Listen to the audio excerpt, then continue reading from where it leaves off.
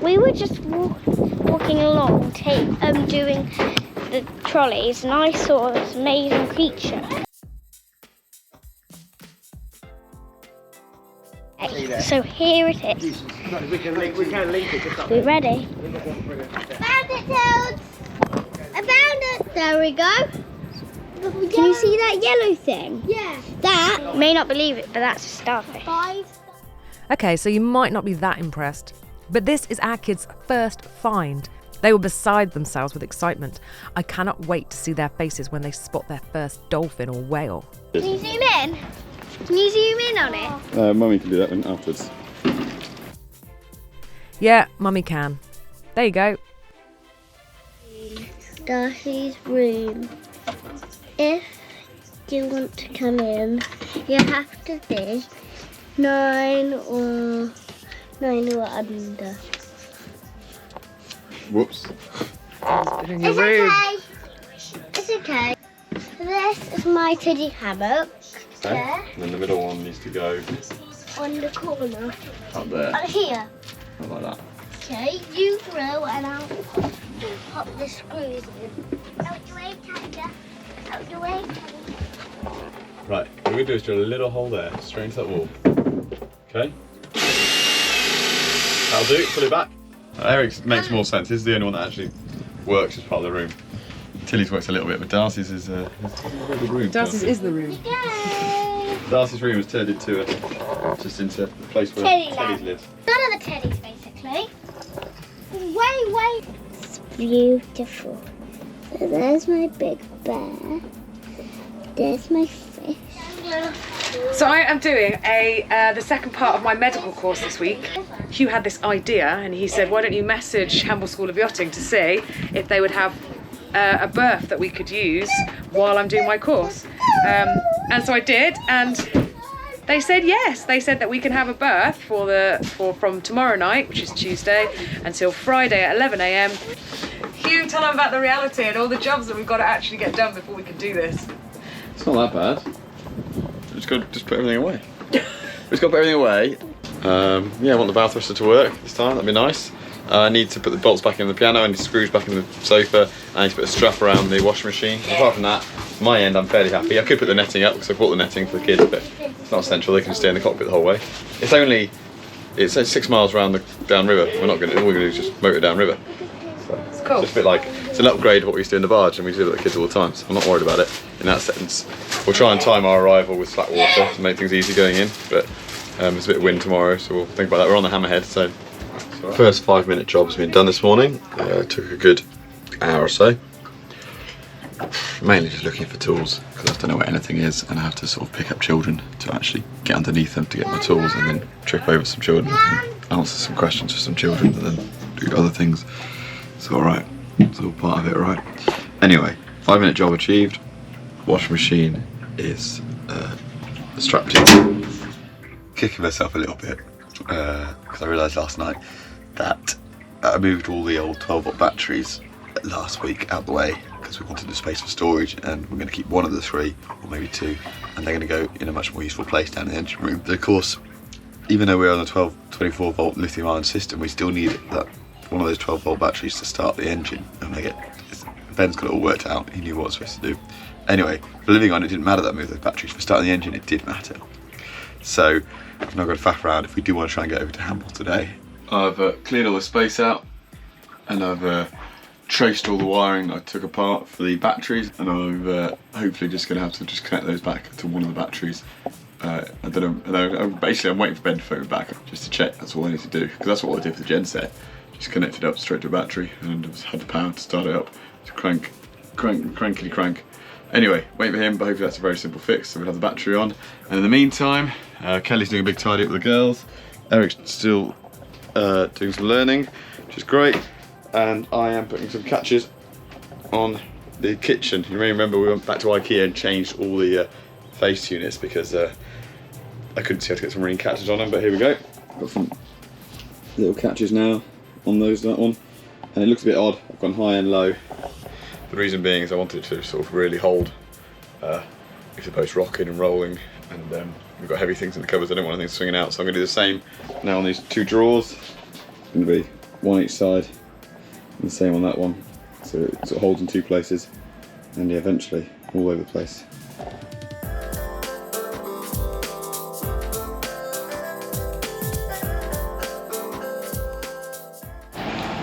The blade's shorter than the door is thick, so I've got to go for both sides.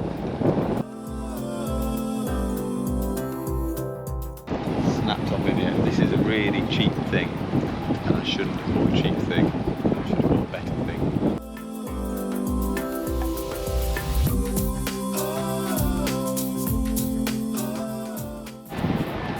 Anyway, I got there. I reckon that took me about 4 or 5 minutes to get that crappy thing out.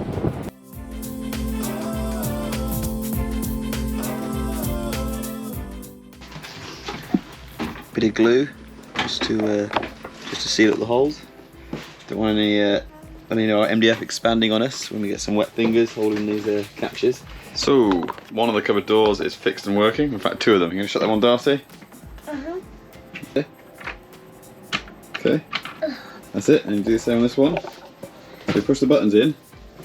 The door won't open, and that's why we've got one at the bottom and at the top in case we're in a big heavy storm. That's completely locked.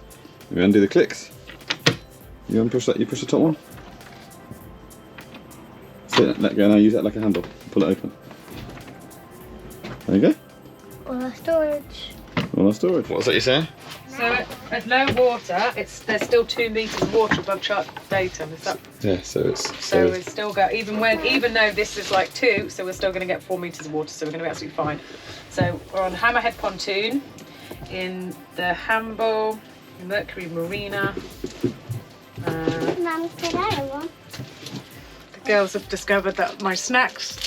I came here right just to have a lovely quiet time, sit with my snacks. I heard the word snack. This is my secret snacks. This is my time for my secret snacks. Okay, I'll look for the snacks. You think you've even got your headphones on and you heard it? Snacks. 3 o'clock you can have a snack. You got an hour and a quarter to wait. Makes sense? I'm gonna have to hide those snacks by 3 o'clock.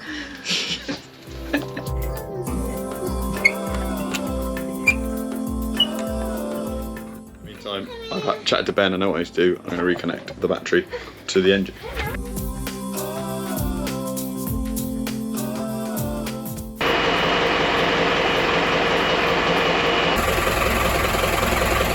You don't know much about alternating wiring, do you? We decided to go for it. Earlier we were not going to bother. It was very windy. We didn't have the valve thruster working. We haven't got the valve thruster working, but the wind's a bit less windy. So we're just having to try and stow stuff as much as we can, and then just going to go for it. Very excited. Very, very, very excited.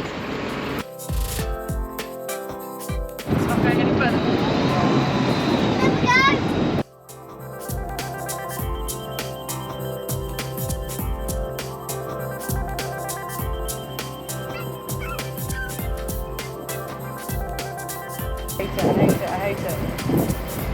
Hate it. No! Oh, no, my don't God, hit a boat, don't hit a boat. No, it doesn't look it, does it? Oh my God, it gives me a heart attack. 9 by 15 by 26 is the estimate for the number of containers, but no one can do the maths that quick apart from Eric, and he's playing a computer game. I'm glad we did this. It's important to keep moving.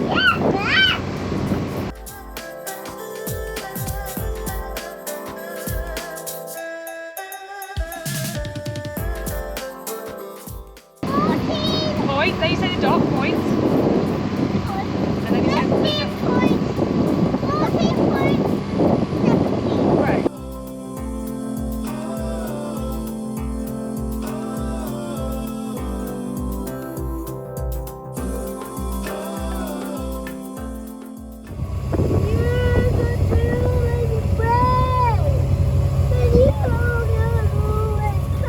Just coming up the handball, this is where all the money is.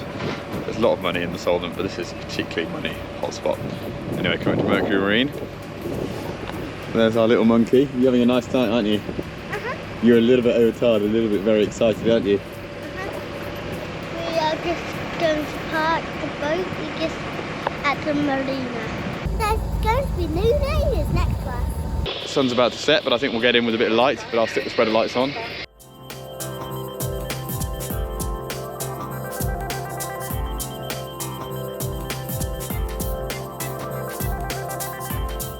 We finally officially made it. It's good. It's lovely to be somewhere different. This is what it's all about. Perfect. Flag go sailing flag. Kelvin bought this for us and we're going to go put it up. It's a flag. Come on, let's go and put it up. Flag go sailing ceremony. Flag go sailing. There might be some of our viewers who are more avid sailors and know the etiquette properly. But as I understand it, the very back of the boat, as far back as you can get, is your ensign. You can put a what's it called, burgee right on top of the masthead, which pairs with the ensign. But we haven't got one because we've got like radios and stuff up there. And then you've got these halyards on each side, flag halyards on the side of the boat. We've got port on this side and starboard on the other. I think starboard is the priority one, and that's where you put, like, if you're going into, say we're going to France, we'd fly a small French flag there as a respect thing, courtesy flag, and also like signalling for like I think we need a Q flag quarantine when we haven't been checked in yet, but I don't need to confirm all this stuff. There'll be people watching this channel who know more about it than I do, and they can say, Hugh, you're spot on, you get a biscuit. So therefore I think the right place for our new flag is here on the port halyard. Ready? I'm just going to move the camera to read up. Ready? It's going up. Right. I personally would have it about there. Just after start day one of my second half of my medical course, 5 days this time. Got my cup of tea. I did the first part of this course back in January, and to be honest, I really struggled emotionally. Imagine 4 days of being immersed in all the ways that you could get seriously injured, sick, or die whilst at sea. There were lots of graphic images, and that became stuck in my mind. We were taught advanced first aid techniques. When no one else was around, it would be down to me. And my mind became tangled. For a month after the course, I had a spate of panic attacks. Realisation of what we were setting out to do, doubt setting in. I haven't had anxiety like that for many years, and it was a dark and scary place. But luckily I have so many wonderful friends and family, and talking it through with lots of different people really helped put my feelings back in order. Perspective, knowing that I could have easily done a 4-day course on all the ways you could get seriously injured, sick, or die walking down the street. And it's probably more likely than at sea. It took a while, but I realised that, like with most things in life, knowledge is king. If you face up to the possibilities of what could happen, then you can do a lot to prevent it ever happening in the first place. As you can imagine, I was very apprehensive going back for part 2.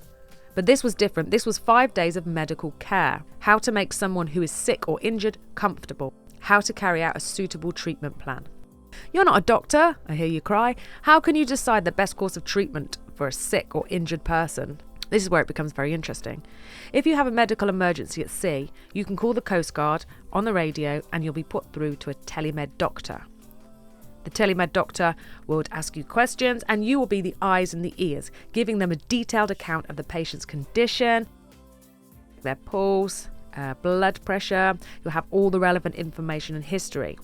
You will then consult with the telemed doctor who will decide the best course of action. If it's a real red flag emergency, the chances are they will get the helicopter out and the person will be medevaced off the boat to the nearest hospital. But there are other scenarios where that's not possible, and they will advise you how to care for the person whilst they remain on your boat. As a result of doing this course, we will be allowed to carry equipment and medication that you can't buy over the counter. Things like antibiotics, heavy pain relief, and under advice and guidance of a telemed doctor, I would be given permission to administer the relevant drugs and the relevant care. If help was too far away, I could also be talked through a few life-saving procedures, many of which we have learnt this week. It was lovely mooring so close to the classroom. The handball is beautiful, and when you come home to this, it just makes everything worth it. The fireplace is flashing past him until he started to feel sick and closed his eyes. Then I'm on day 2 of my medical care course here at Hamble School of Yachting. Using real or very realistic things really gives you a sense of how it would feel in a real life situation. I made mistakes that hopefully, if it came to it, I wouldn't make in real life. If you're squeamish or don't fancy it, I suggest you close your eyes now, as I'm about to show you a sped up video of me catheterising some plastic genitalia. You could choose male or female, and I chose male because it seemed a bit more fun. And in a male-dominated field, it's also more likely. This was the first time I've ever done this, and hopefully the last, but at least I now know that I could do it if it was the only option. Hugh said he would choose death over me doing this to him. Let's hope it never comes to it. Okay, you can open your eyes now. This was the same for suturing, injecting, inserting a cannula, using a bone gum. I've done each of these procedures now once, and in a real emergency, hopefully I'd be able to recall that information, and under the guidance of the telemed doctor, I could do it again. We're trying to tidy everything up because we're going to go and sail back again to our world. To save the world. We had to frantically stow everything. Nothing has a place at the moment, so it was doubly hard. Daddy gave me a mission to turn on the radio. So it's this switch here. Juliet Sierra, I'm just about to open the outer gate. I'm preparing, so I'm getting locked down so nobody falls out. Okay? Good plan. Okay. Right, are you ready? Yeah, ready. That was good teamwork, everybody. Well done, everyone, that was really good. Right, should we get the fenders in? Yeah. Oh, the vendor! They helped me. This was a very peaceful departure from handball. Kelly's going to be back here the next 3 days. She's got 3 more days of a course to do. What's it say, Das? It's okay, is it? All right. Yeah, so much more peaceful and easy here on the upper reaches of the handball. It's nice. Which is great, makes it really easy with the kids, and they're all getting involved. Tilly's now currently helping do a fender, and next fender is, I don't know if we're going to find out who it's going to be.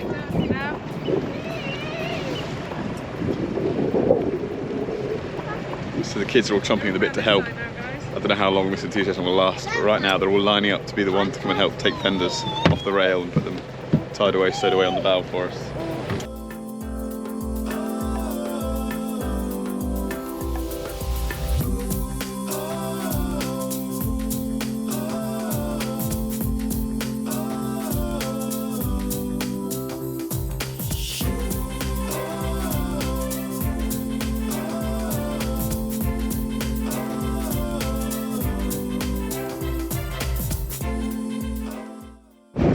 We're not quite ready to go sailing properly yet, to be honest.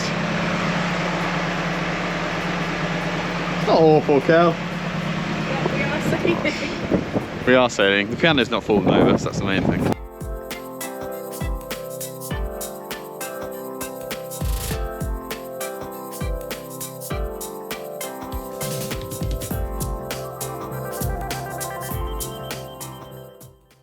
So nice to actually be sailing. Engines turned off, kids are distracted by a movie. It's gorgeous and peaceful. You and I. It is. Unfortunately, I've got to work in an hour's time, so we are going to have to drop the sail, get the engine to get in. But it is remote work, so it's good.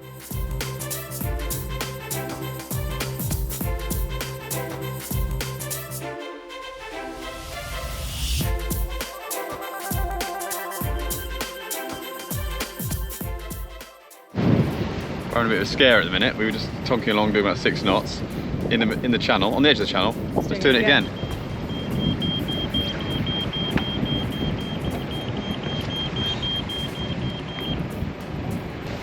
So this depth gauge is just jumping around. Like it's sitting at 10 metres and then suddenly just goes back 0. And then back to 10 again. So Kelly just slammed the brakes on a turn right through the channel.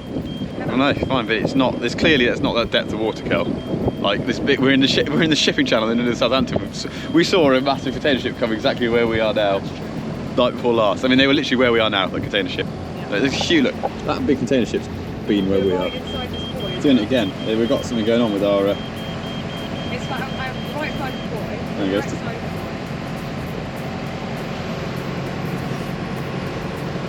I think there's something.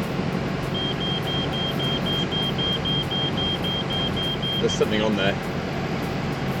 I think there's a bit of Giant octopus. I don't know, a bit of like polythene bag or something wrapped around our bow. Giant octopus. I don't know. And we were inside of them, so very strange. Kel, I forgot to tell you about the other really interesting thing about the toilet. I've had enough of the toilet. I think that's enough of toilet talk now. That's enough. Kelly's just watched 4 hours of toilet talk. Cross. And this now creates a sealed circuit between the two loops. Pumps out whatever's there, pumping in. Kelly and I have just had a great idea. We've talked about this idea a few times about like doing a patrons page, you know, to try and raise a bit of money, and it's like, what can we offer people? And we said this. Good raw footage. Oh my god, it goes on forever. Toilet episode. Okay, so there's a tank. Sorry. One new subscriber. I've got 858 now. How excited are we going to be when it's 958? Oh hello. We're I've just put up a new video and I'm just getting excited about every single new subscriber. Yeah, I think you could get obsessed with data, but this is pretty exciting. Anyway, I'm off for the penultimate day of my course today. Yesterday I did suturing, sewed people up. The day before I catheterized. Hugh wasn't impressed with that. And today, I'm gonna choose death rather than have my wife stick that thing up there. Today, I don't know what we're doing, ENT I think. Anyway, I'm feeling much happier about this course than I was the last. I feel like you can take your time, you can consult the telemed doctor. Yeah, anyway, I'm off today and I can't wait to get back and see all the wonderful jobs that Hugh and the team have done today. Flowers in a box? How strange. Granted, open them. I'm putting 4 pegs on each one. Oh, that's how they've done it. Oh, what a lovely thing. Well, I'm guessing Granny and Grandpa sent us a card saying welcome to your new home, and I think they sent us flowers that we can grow on our boat, which Mummy will love, and Daddy will be like, I just see mess, just see future mess. So I want to get the sail bags off, can get them repaired because they're a state, and I want to get this mainsail down so we can put the battens into it. Whether or not we get the mainsail back up today, I don't know. But Kelvin's here, so I'm taking advantage of having a useful, strong person here. Unlike, you know, my very unuseful tiny kids and tiny wife.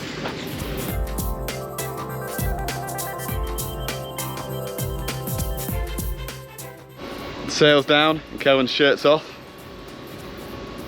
There we go. Anyway, we're going to concertina this sail up now. Flip, flop, flip, flop, flip. Fold the whole thing up and see if we can get these battens up. See if we can get the battens on while we're just on the deck here, as opposed to having to take it all the way down to the car park or something where we can lay it out. See how we get on.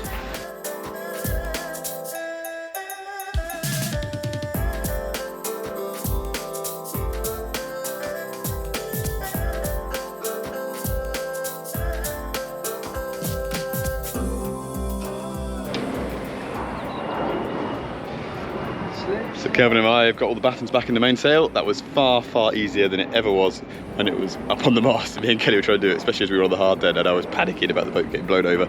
But the wind is starting to pick up, but it's fine. So we are now going to mount the sail back on the mast, put it all the way up, get all the tracks back in, everything secured back in place. And then as we bring it down, Kelvin and I are going to feed in each of the individual reefing lines, reef 1, 2 and 3. And get them all set up as well, so all the lines are set up, but the sail bag is still off, so we're going to have to strap the sail up to the mast, to the boom for a minute, and I can take the sail bags off to get repaired and put them back on in a couple of weeks.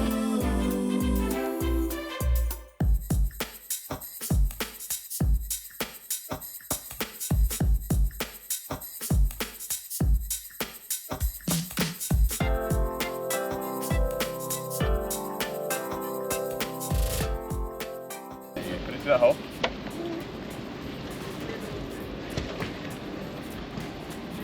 Excellent, bring it back to Daddy. Excellent, that was the whole job. Well done. So we got the reefing lines wrong first time. Doesn't work. But Rob's our innocent bystander who's been watching from afar and come over to sort us out and just gone, hang on a sec boys, this is wrong. We're going to try again. Yes. Kelvin worked it out a bit as well. Yeah, anyway. There you go, so Tilly's going up again to make up for the mistake we made before. Oh, I'm not in a good place, here we go. You up? Oh yeah. You in?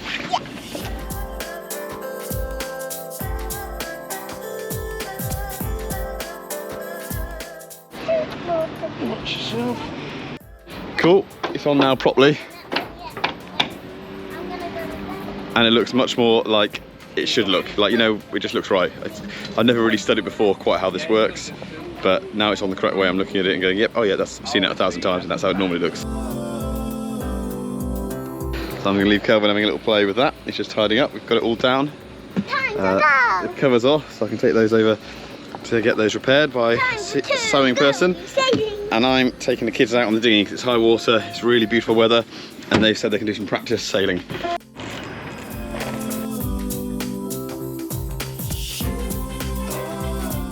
Whilst they were out in the dinghy, they decided to visit the chandlery. And then the kids persuaded Hugh to go and get some stuff from the storage unit. So come down to the locker to grab a couple of little things, hardly anything, and the locker's still fairly full of stuff that we don't need in our life. We're going to try and take all this back in the dinghy, and the 5 of us. So that was a completely unplanned excursion, wasn't it, Kelvin? But yeah, I'm just going with the flow. That one box. look at that. I've already won the weight. So just Kelvin and I to get in now. I can't believe we're going to do it in one run. Look at that. Oh, we got the oars. Yeah, we'll put yours. So we've got 2 adults, 3 kids, 8 boxes, and lots of other bits and pieces in this boat. It's fair to say we are beyond probably what is regarded by the makers of the boat as safe capacity. However, it's pretty cool. I've been having a few debates recently about whether we're going to keep this dinghy. No, sorry, so the problem with this dinghy is it's quite big and we've got to store it when we're on passage. So where are we going to put it? We're going to hang it off the back of the boat and it's going to all the trim. When we go on passage, we'll put it on the foredeck, probably over the top of Tilly's forward hatch. But again, it's a big boat to move. We're going to use the halyards to lift it up. We're going to use special blocks and tackles. But the payoff is we've got a really big solid dinghy, which is basically our family car. If we're living at Anchorage for a few days at a time, want to go ashore, want to go just do a run to go to the shops, want to put a bike in this, to then go to shore and then cycle to go somewhere. These are all things this dinghy, with its big size, is capable of doing, and with the rib around the edge, it's very safe. It's basically unsinkable. Sue even let me bring some of the equipment home to practice. The girls were very interested, and Tilly got straight to work with the steri strips, pointing out that it might be me in need of attention. I also brought home a lot of emotion. Talking about death is never easy, and it was incredibly overwhelming. My favourite piece of knowledge that I took away is that the Atlantic is a bit like the M25. You might feel like you're alone, but if you've ever looked on one of those shipping maps, it's filled with vessels. There's cruise liners, they have a doctor on board, as do naval vessels, fishing vessels, and some of the private super yachts have a full hospital. So if a helicopter couldn't help, chances are there'd be somebody nearby who could. Just spotted a seal.